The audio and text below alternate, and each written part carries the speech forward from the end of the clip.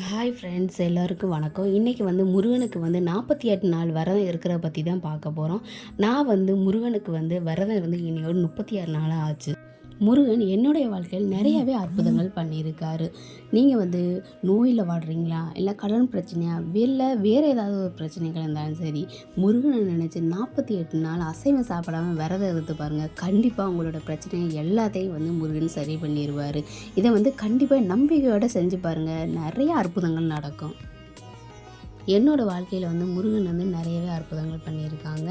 எனக்கு அடிக்கடி உடம்பு சரியில்லாமல் வரும். ஹாஸ்பிட்டலில் போனால் டெஸ்ட்டு எல்லாமே எடுப்பாங்க. ஆனால் எந்த ஒரு பிரச்சனையுமே இல்லை அப்படின்னு சொல்லி டாக்டர் சொல்லுவாங்க. ஆனால் எனக்கு பெயின் அதிகமாக இருக்கும், வயிறு வலி எல்லாம் நிறைய பிரச்சனைகள் இருக்கும். ஆனால் ஒரு டெஸ்ட்டில் எந்த ஒரு பிரச்சனையுமே இல்லை அப்படின்னு சொல்லி தான் சொல்லுவாங்க.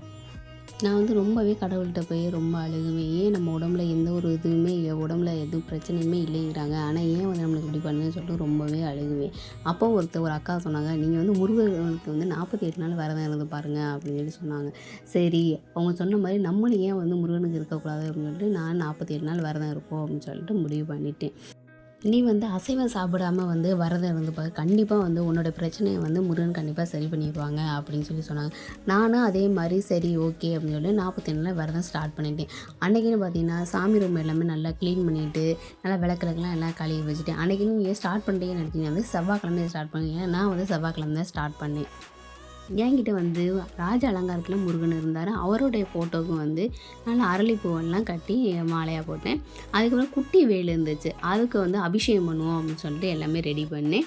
அதுக்கப்புறம் 6 நெய் விளக்கு போடுவோம் அப்படின்னு அதையும் எல்லாமே ரெடி பண்ணி வச்சுக்கேன். நீங்களும் புதுசாக ட்ரை பண்ணால் இதே மாதிரி இந்த வீடியோ மாதிரி பண்ணி பாருங்கள். என்கிட்ட இருக்கிற பொருளை வச்சு நான் அபிஷேகம் பண்ணேன். உங்கள்கிட்ட எந்த பொருள் இருந்தாலும் ஓகே. என்கிட்ட பால் வாங்கினேன், பால் அபிஷேகம். அதுக்கு அடுத்து என்கிட்ட திருநீர் இருந்துச்சு, திருநீர் அபிஷேகம். அதுக்கடுத்து பன்னீர் அபிஷேகம் பண்ணேன். இது எல்லாம் பண்ணி முடிச்சுட்டு பார்த்தீங்கன்னா கல்கண்டு சாதம் முருகனுக்கு பிரசாதமாக வச்சேன். பால் சாம்பிராணி, அதுக்கப்புறம் சூடம் அதெல்லாம் காமிச்சதுக்கு அப்புறம் நான் முருகன் நினச்சா அவருடைய பாடல்கள் எல்லாமே பாடுவேன். உடம்புல எந்த ஒரு பிரச்சனையும் இருக்கக்கூடாது, நல்லா ஆரோக்கியமாக இருக்குன்னு சொல்லிட்டு நான் டெய்லியும் சாமிக்கு பாடல்கள் பாராயணம் பண்ணுவேன்.